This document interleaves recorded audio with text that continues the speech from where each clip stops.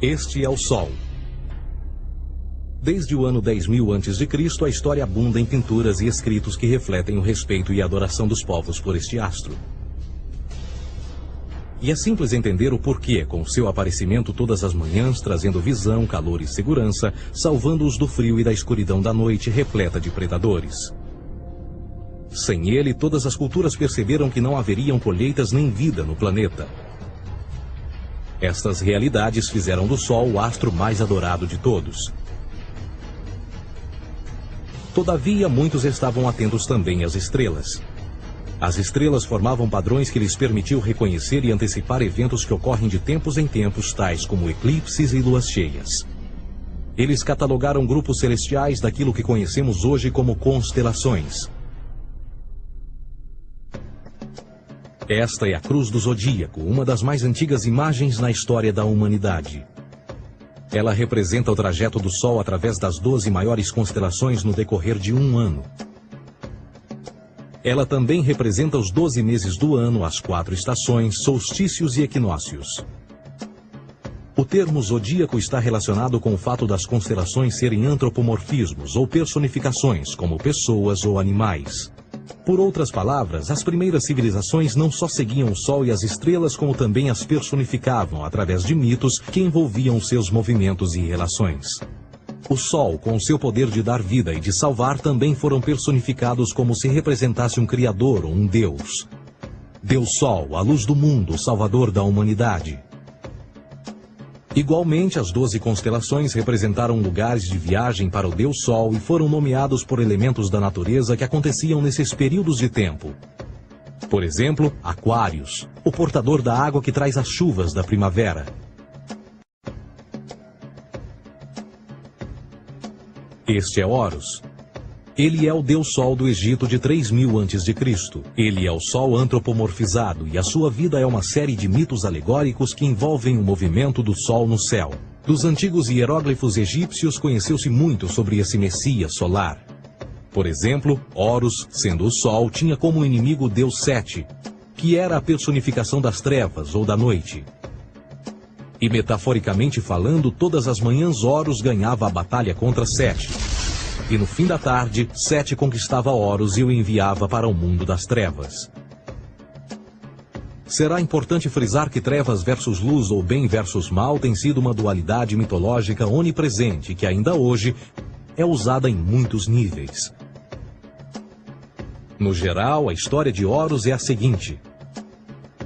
Horus nasceu em 25 de dezembro da Virgem Isis Mary. O seu nascimento foi acompanhado por uma estrela no oeste, que por sua vez foi seguida por 3 reis em busca do Salvador recém-nascido. Aos 12 anos era uma criança prodígio nos ensinamentos, e aos 30 anos ele foi batizado por uma figura conhecida por Anup, e assim começou o seu ministério. Horus teve 12 discípulos e viajou com eles, fazendo milagres tais como curar os enfermos e andar sobre as águas. Horus também era conhecido por vários nomes como a Verdade, a Luz, o Filho Adorado de Deus, o Bom Pastor, Cordeiro de Deus, entre muitos outros. Depois de ter sido traído por Tifão, Horus foi crucificado, enterrado por 3 dias e então ressuscitou. Estes atributos de Horus, originais ou não, parecem influenciar várias culturas mundiais e muitos outros deuses encontrados com a mesma estrutura mitológica. Atis da Firígia nasceu da Virgem Nana em 25 de dezembro. Crucificado, foi posto na tumba e 3 dias depois ressuscitou. Krishna, da Índia, nasceu da Virgem Davaki com uma estrela no ocidente assinalando sua chegada, fez milagres juntamente com seus discípulos e após sua morte ressuscita. Dionísio da Grécia nasceu de uma virgem em 25 de dezembro. Foi um professor peregrino que praticou milagres como transformar água em vinho e é referenciado como Rei dos Reis, Filho unigênito de Deus, o início e o fim, entre muitas outras coisas, e após sua morte ressuscitou. Mitra da Pérsia nasceu de uma virgem em 25 de dezembro. Ele teve 12 discípulos e fazia milagres. E após sua morte foi enterrado por 3 dias e então ressuscitou. Ele também foi chamado de a Verdade, a Luz, entre outros. Curiosamente, o dia sagrado de adoração a Mitra era um domingo. O que importa salientar é que existiram inúmeros salvadores em diferentes períodos em diversos lugares da Terra que preenchem essas mesmas características. A pergunta que não quer calar: o porquê desses atributos? Por que o nascimento de uma virgem em 25 de dezembro? Por que a morte e a ressurreição após 3 dias? Por que os 12 discípulos ou seguidores? Para descobrirmos, vamos examinar o mais recente dos Messias solares. Jesus Cristo nasceu em 25 de dezembro em Belém. Ao nascer foi anunciado por uma estrela no ocidente que seria seguida por 3 reis magos para encontrar e adorar um novo Salvador. Tornou-se pregador aos 12 anos. Aos 30 anos foi batizado por João Batista e então iniciou seu ministério. Jesus teve 12 discípulos que viajaram com ele praticando milagres como curar doentes, andar sobre a água, ressuscitar mortos. Ele também é conhecido como Rei dos Reis, o Filho de Deus, a luz do mundo, o início e o fim, o Cordeiro de Deus, entre muitos outros. Depois de ter sido traído por seu discípulo Judas por 30 moedas de prata, ele foi crucificado, posto em uma tumba e após 3 dias ele ressuscitou e ascendeu aos céus. Em primeiro lugar, a sequência do nascimento é completamente astrológica. A estrela no ocidente é Sírius, a mais brilhante do céu noturno, que a cada 24 de dezembro se alinha com outras 3 estrelas brilhantes no cinturão de Órion. Essas 3 estrelas brilhantes são chamadas hoje, como eram na antiguidade, 3 reis, 3 Marias no Brasil e Portugal. Os 3 reis e a estrela mais brilhante, Sírius, todas apontam para o nascer do Sol em 25 de dezembro. Esta é a razão pela qual os 3 reis seguem a estrela a oeste em uma ordem que apontam ao amanhecer. O nascimento do Sol.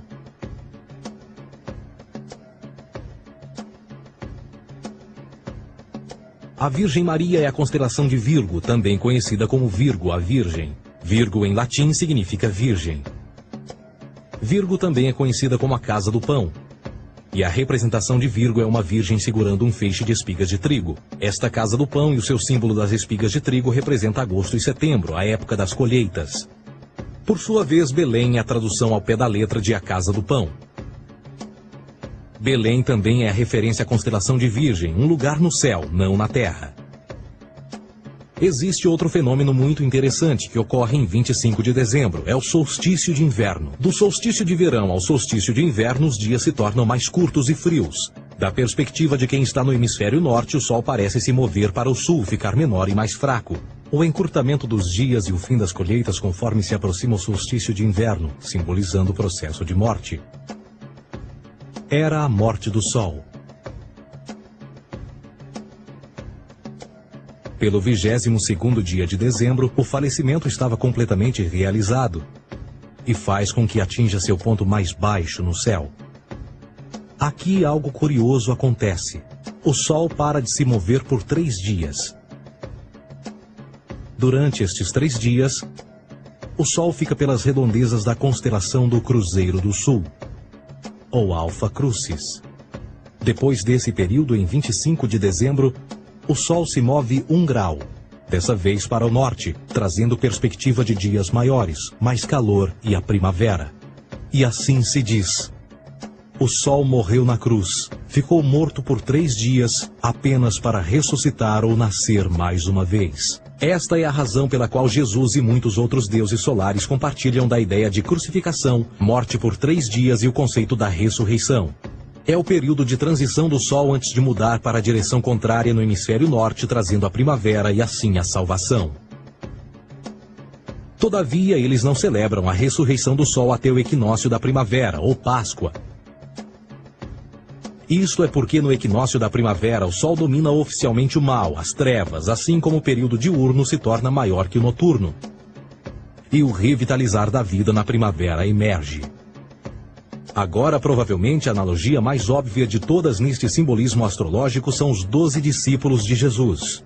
Eles são simplesmente as 12 constelações do zodíaco com que Jesus, sendo o Sol, viaja. De fato, o número 12 está sempre presente ao longo da Bíblia.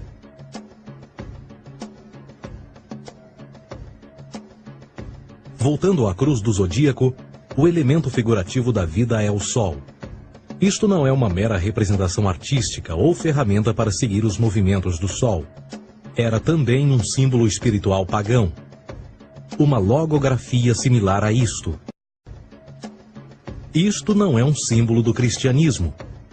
É uma adaptação pagã da cruz do zodíaco.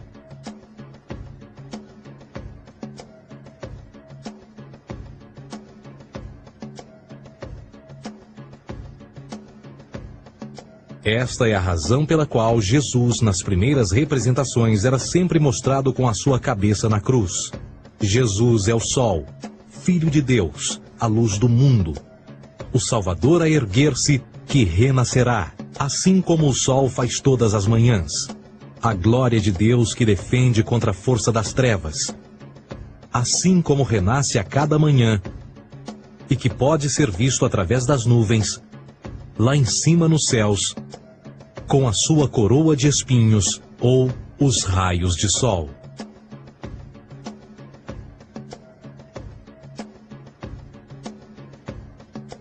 Agora, nas muitas referências astrológicas ou astronômicas na Bíblia, uma das mais importantes tem a ver com o conceito de eras.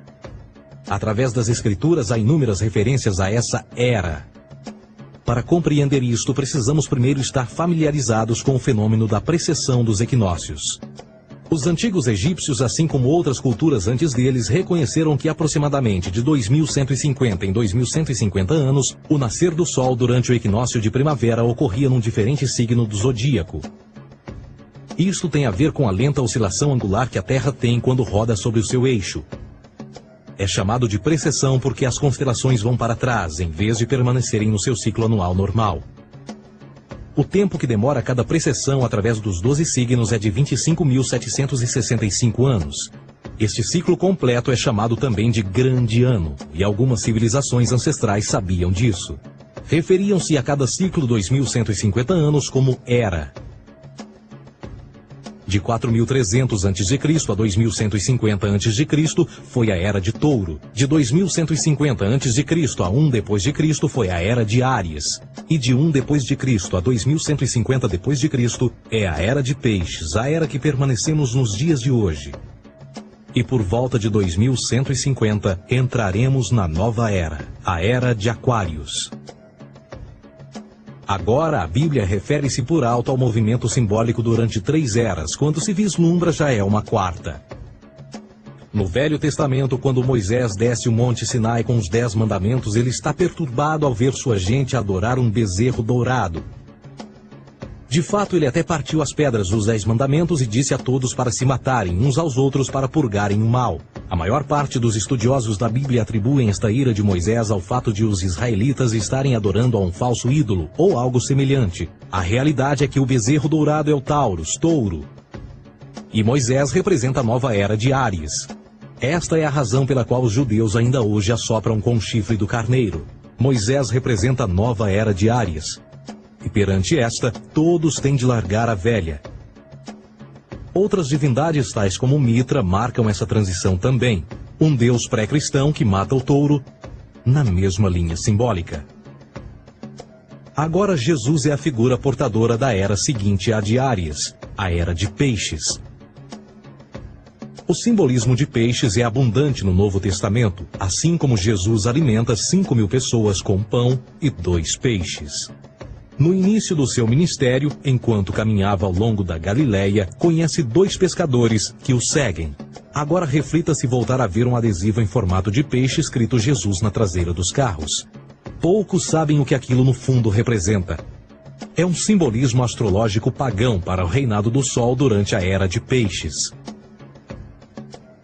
Jesus assumiu também que a data do seu nascimento é também a data do início desta era. Em Lucas 22:10, quando Jesus é questionado se a próxima passagem será depois de ele ir embora, Jesus responde: Eis que quando entrardes na cidade, encontrareis um homem levando um cântaro de água. Segui-o até a casa em que ele entrar. Esta escritura é de longe a mais reveladora de todas as referências astrológicas. O homem que leva um cântaro de água é Aquários, o portador de água.